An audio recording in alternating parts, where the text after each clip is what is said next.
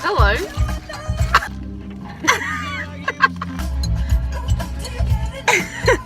Alright, stop.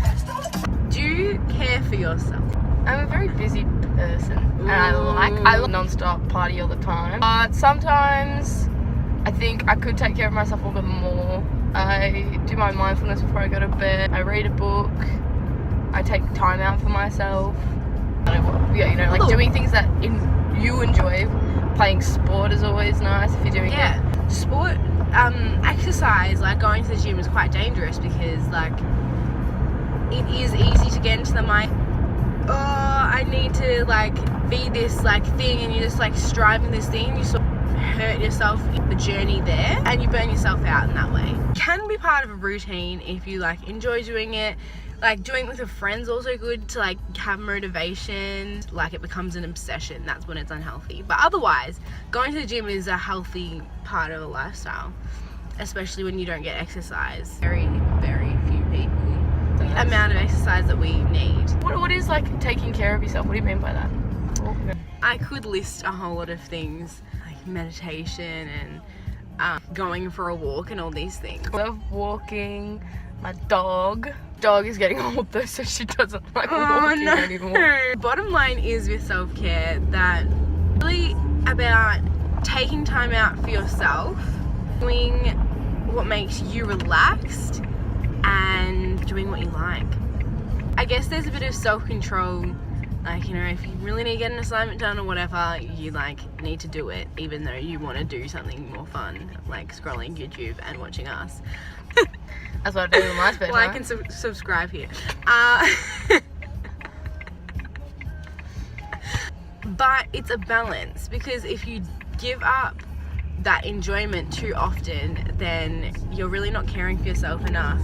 That can lead to burnouts. You suffer the negative effects of stress more often. Just not living your best life. I'm gonna be real with you. It's that classic of, I need to cram for an exam tomorrow. Let's stay up to 4 a.m. You know that if you are sleep deprived, you're not going to do as well. So there's a lot of pressure put on students, and even just like us as general people who work. And so we take doing those things a priority over sleep and over looking after ourselves. It isn't put on to get sleep. The pressure isn't put on to look after yourself. Look after yourself, yeah. It's especially important when you're like, when you're adult. growing and like finding yourself. High risk group for mental health issues, and that's an issue. 75% of adult mental health issues first arise before the age of 24. It's really laying the foundations for the rest point. Yeah. And really its importance is pushed aside. We take priority in our lives to do other things. You actually, in the end, can't do any of the other things you want to do unless you don't have your head right. Hey! Roll it, roll it, roll it, roll it.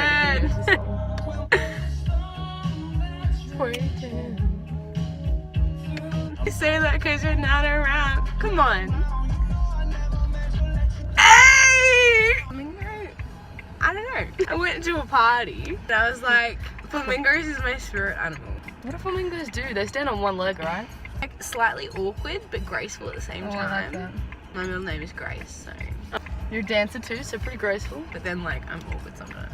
Movement, like. Last week, Sarah and I entered a public speaking competition because we love life. We love to take opportunities and be courageous. And an organisation called Let's Talk. And they're really cool. They hold these public speaking competitions, and then they hold little seminars to what are the best ways to communicate science. So you present a STEM topic with a problem and a solution. What's STEM? STEM is science, technology, engineering, and mathematics. Why is it important? We have a lot of issues with the world. A lot of it could be solved, and a lot of them already have solutions, but they're sciencey, but haven't developed yet, or we don't understand, or only one of us understands. You can get people empowered to try and make that change and understand why we need to change. Climate change, that like with some really prevalent diseases that are still hanging around that could have been extinguished ages ago. The reason why we should have vaccines. A lot of these things are debated. Science communication is really important. No disconnect from scientists so everyone and can the understand public. it. Yeah. Yeah, and like if you think about it, in the past, science has been, you know, stilted and a wee bit dull. Like science communication hasn't really been a big part of scientists' agenda because there is a divide between people who have the knowledge and people who want to know but have not got a freaking master's in Microbiology. Yeah. To talk about these subjects in a way that people all over the world can understand.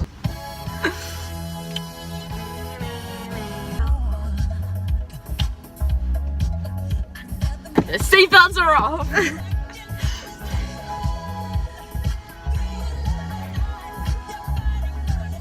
I thought we'd share with you some of our presenting tips that we learned. Have you ever heard of the tip of imagining your audience naked? That's so distracting. I don't like that tip. Then suddenly, like, you're dressing people with it's just no, I'm not a fan. Change in tone with their voice. Ooh. So if they keep their voice really interesting, so like they're really talking about this down there, and then they suddenly go into this, and like, you know, they give that, they have that wave. Interesting and keeps you engaged because something's always different with their voice, and something's always different going to happen, and it like characterizes what they're saying.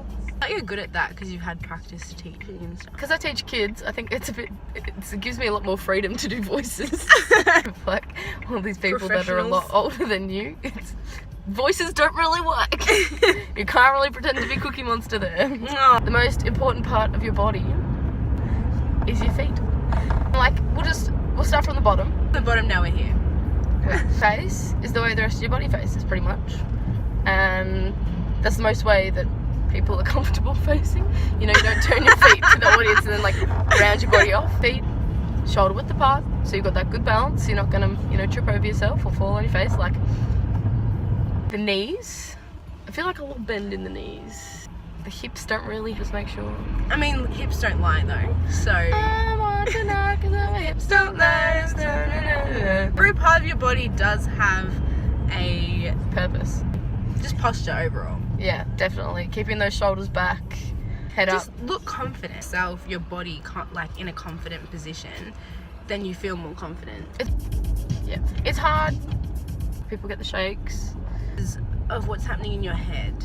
If you're thinking, oh, like I'm gonna stuff it up, blah blah blah, you're gonna show the physical signs of like shaking and like, and not thinking of the worst case scenario because that could freak you out even more. But just being like, okay, like it won't be the end of the world if I do stuff this up. So I'm just gonna give it my best go. Right mindset, or to be in a positive mindset about what you're about to do. Yeah. But even after like years of public speaking, People still get nervous. It's so natural. Because when you're nervous and you freak out about being nervous and you get more nervous. It's meta nervous.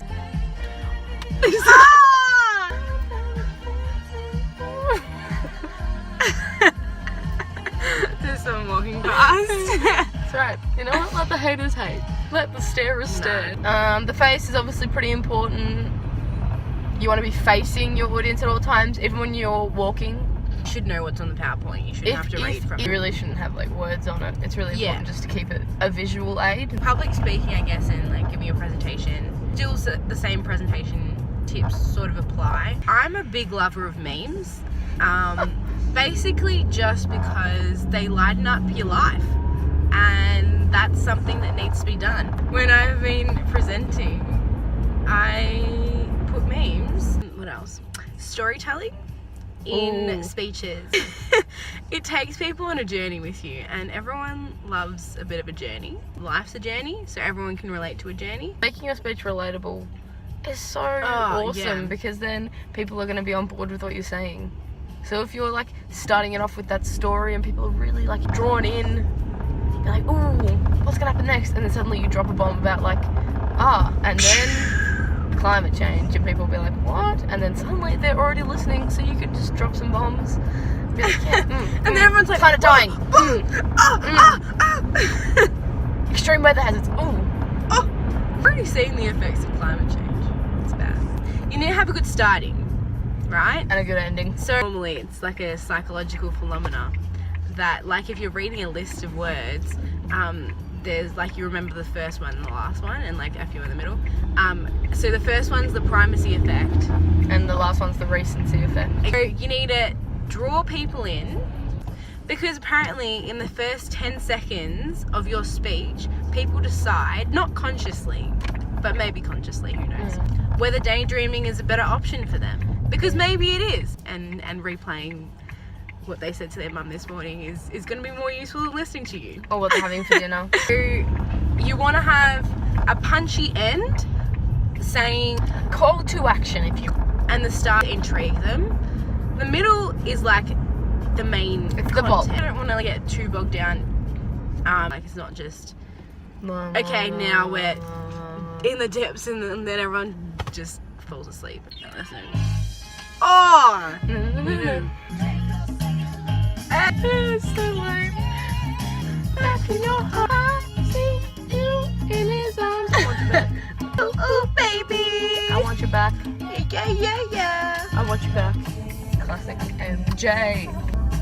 I want to love you. Be what pretty young thing. Ooh. And we're here. Thanks for listening. Like and subscribe.